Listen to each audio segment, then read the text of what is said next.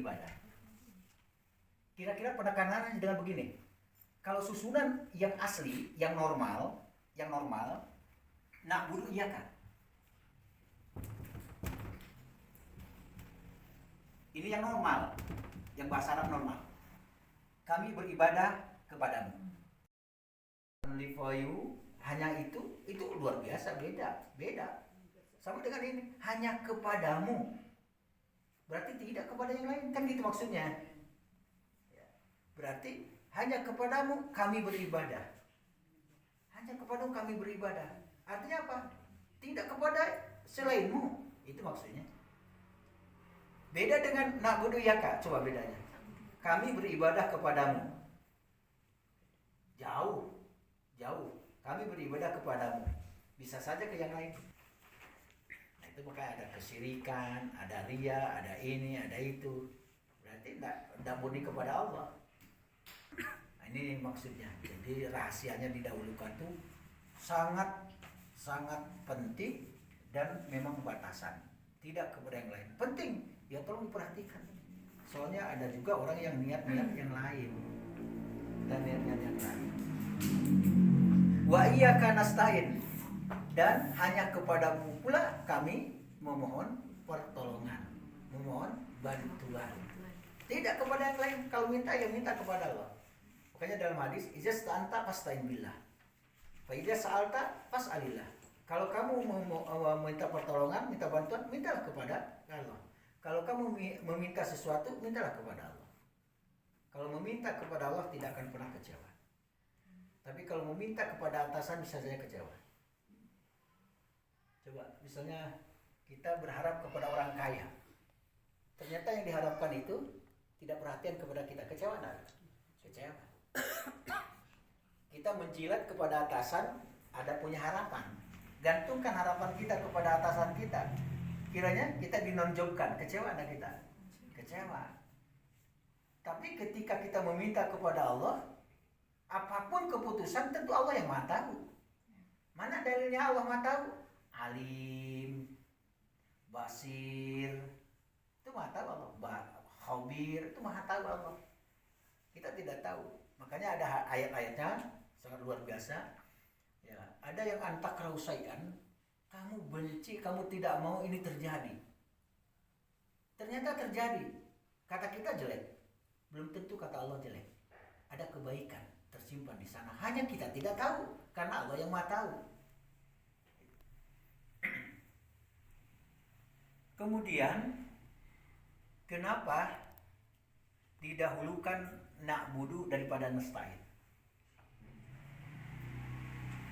Hanya kepadamu kami beribadah dan hanya kepadamu kami memohon pertolongan. Artinya apa? Kita sembahnya dulu. Nah, ya kita sembahnya dulu baru kita meminta pertolongan. Luar biasa berarti ini ya. Nah, jadi beribadah dulu dong. Taat dulu dong. Di sini artinya taat. Ya, na'budu di sini taat artinya. Taatilah Allah. Beribadahlah kepada Allah. Berserah dirilah kepada Allah. Baru setelah itu minta tolong. Mohon maaf. Orang banyak yang berdoa terus minta kaya, minta rumah, minta laki, nan elok, minta bini, nan kami ranca, soleha, saulah dan lain sebagainya. Sementara ibadah kagak ada, tidak ada. Coba bayangkan. Ibadah dulu dong, baru meminta, berusaha. Jadi penekanan ibadah ini sengaja ya, Allah. pengabdian dulu, Ustaz. Pengabdian dulu, baru kita minta imbalannya. Gitu. Imbalannya. Setelah itu ya mintalah kepada Allah. Dengan cara apa? Ya usaha. Ini kan lebih kepada spiritual, lebih kepada hubungan vertikal. Nanti efeknya sama dengan Nabi Sulaiman. Khuyira Sulaiman bainal ilmi wal mal. Nabi Sulaiman dipilihkan. Sulaiman pilih ilmu atau pilih harta. Khuyira Sulaiman al-ilma. Nabi Sulaiman memilih ilmu. Ketika Nabi Sulaiman memilih ilmu, maka Allah berikan harta. Hebat. Jadi terkadang berpikir terbalik yang tidak mungkin menurut kita ternyata pada dasarnya ibadah ini adalah nih. Apa arti al-khudu? Tunduk. Apa arti ibadah? Patuh. Apa arti ibadah? Taat.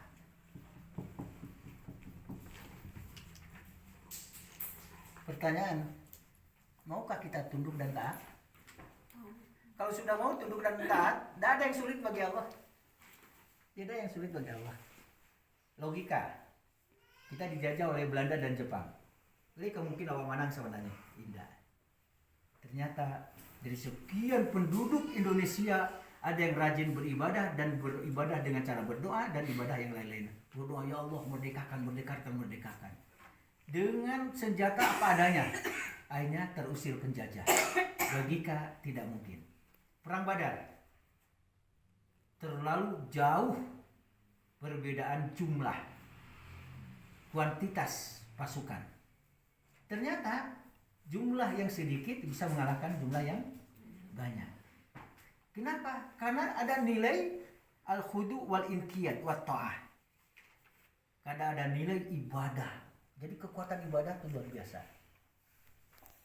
Tadi diceritakan di waktu kajian di Masjid Jihad Komdalansia tadi.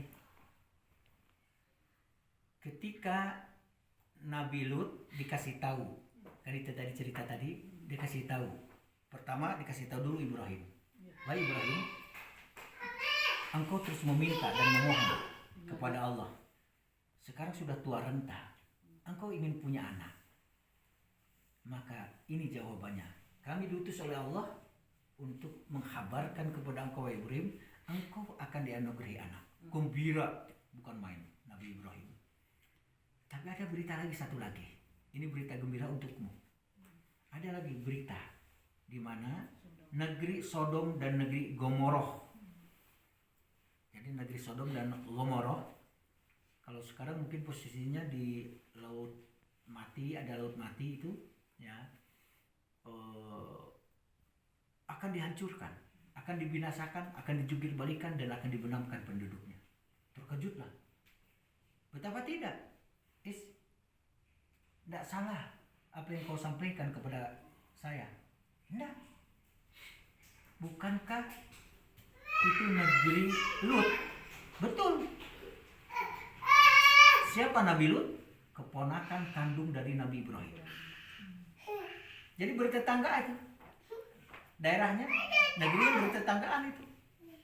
Nah, ketika disampaikan tentang itu adalah benar negeri Lut, berarti negeri keponakannya.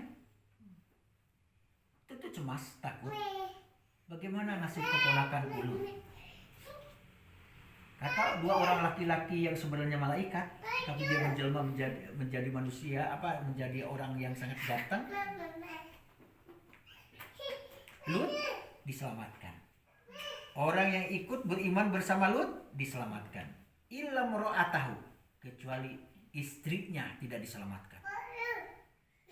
Akhirnya gembiralah Nabi Ibrahim sudah dapat berita. Datanglah dua orang itu, utusan Allah kepada Lut. Negeri ini akan dihancurkan, akan dibinasakan, akan dijungkir balikan. Tinggalkan semalam-malam hari. Limited, waktunya menjelang subuh sudah tidak ada lagi di negeri ini. Ya, pergi. Kemudian ada syarat. Yang kedua lagi, jangan kau menoleh ke belakang. Jangan menoleh ke belakang. Menoleh ke belakang nasibmu sama. Hanya pergilah. Apa yang dilakukan? Bukan sekedar pergi berjalan menghindar dari negeri itu, tapi yang dilakukan apa? Ada nilai-nilai. Satu, taubat. Dua, doa, zikir, dan ketaatan, ketundukan sepenuh hati. Itu yang dilakukan oleh Nabi Lut bersama orang-orang yang ikut. Di mana nilai dasarnya? Dasarnya adalah kekuatan doa. Makanya Nabi Muhammad mengatakan ad-du'a silahul mu'min. Doa itu adalah senjatanya orang mukmin. Nah, inilah yang harus kita pegang teguh tentang ketundukan, kepatuhan, ketaatan tentu buah dari ibadah. Ya, ibadah itu jangan dipahami ya terbatas. Kalau yang mahdoh ada juklak juknisnya itulah sholat, zakat, puasa, haji. Nah, itu sudah ada.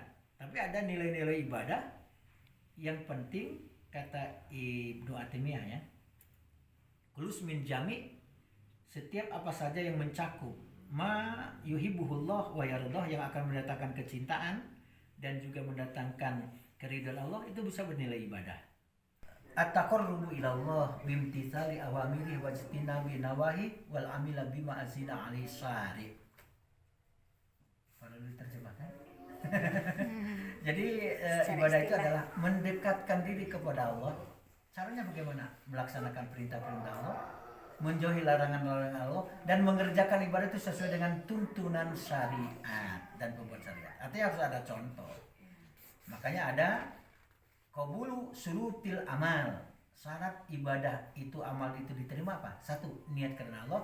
Yang kedua, mutaba'atur rasul, sesuai dengan tuntunan Rasul. Mudah-mudahan ya ini adalah ada di kita beribadahnya kepada Allah, minta tolong dan bantuan juga hanya kepada Allah. Salah satunya adalah dengan cara sholat, berdoa, zikir. Ya ilah